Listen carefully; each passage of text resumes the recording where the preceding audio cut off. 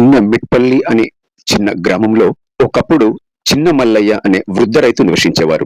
ఆయన ఎంతో శాంత స్వభావుడు, నిజాయితీ గలవాడు. ఆయన జీవితమంతా కష్టపడి సంపాదించిన చిన్న భూమి, 2 ఎద్దులు, ఒక చిన్న ఇంటి కంటే పెద్ద ఆస్తి లేదు. కానీ ఆయన ముఖంలో ఎప్పుడూ ప్రశాంతమైన చిరునవ్వే ఉండేది. గ్రామంలోని ప్రజలు ఎప్పుడూ ఆశ్చర్యపడి అడిగేవారు, చిన్న మల్లయ్య గారు, మీ దగ్గర పెద్దగా ఆస్తి లేదు, సంపద లేదు, అయినా ఈ సంతోషం ఎక్కడి నుండి వస్తుంది? చిన్న మల్లయ్య మెల్లగా నవ్వుతూ చెప్పేవారు, నా మనసు కల్మషం లేకుండా ఉండటమే నా ఐశ్వర్యం. దానిని ఎవరూ దోచుకోలేరు. ఒకసారి ఆ గ్రామానికి సమీపంలో పెద్ద వ్యాపారి జగన్మోహన్ వచ్చాడు. ఆయనకు డబ్బు, బంగారం, భూములు అన్నీ ఉన్నాయి. కానీ మనసులో శాంతి లేదు, నిద్ర పట్టదు. ప్రతి ఒక్కరిపైన అనుమానం. ఎవరైనా దగ్గరికి వస్తే దొంగ అనిపిస్తుంది, సహాయం చేసినా లోపం కనిపిస్తుంది. జగన్మోహన్ కు చిన్న మల్లయ్య పేరు వినిపించింది. ఆ వృద్ధ రైతు నాకంటే సంతోషంగా ఉంటాడట, చూద్దాం ఏం మాంత్రికం చేసుకున్నాడో అని అనుకున్నాడు. ఒకరోజు జగన్మోహన్ చిన్న మల్లయ్య ఇంటికి వెళ్ళాడు. పల్లె గుడిసెలో సాదాసీదా భోజనం చేస్తూ వృద్ధుడు పాట పాడుకుంటూ కూర్చున్నాడు. జగన్మోహన్ ఆశ్చర్యపడి అడిగాడు, మీరంత సంతోషంగా ఎలా ఉన్నారు? డబ్బు లేకుండా మనిషి ప్రశాంతంగా ఎలా జీవించగలడు?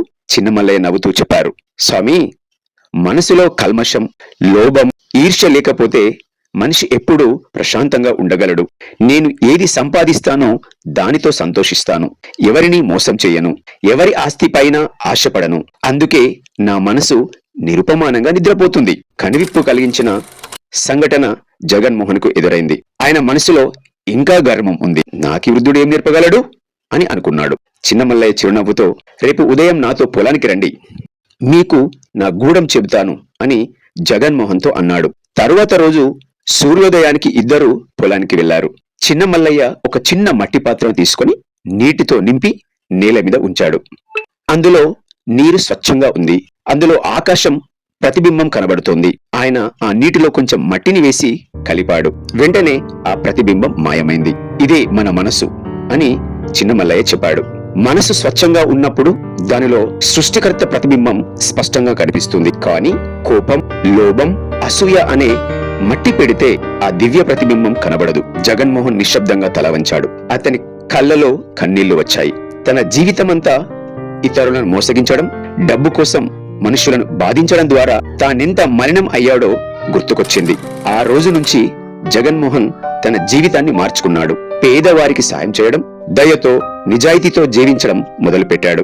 కొద్ది రోజుల్లోనే అతని ముఖంలో ఒక కొత్త ప్రశాంతత కనిపించింది. కొన్ని నెలల తర్వాత జగన్మోహన్ మళ్ళీ చిన్న మల్లయ్యని కలుసుకున్నాడు.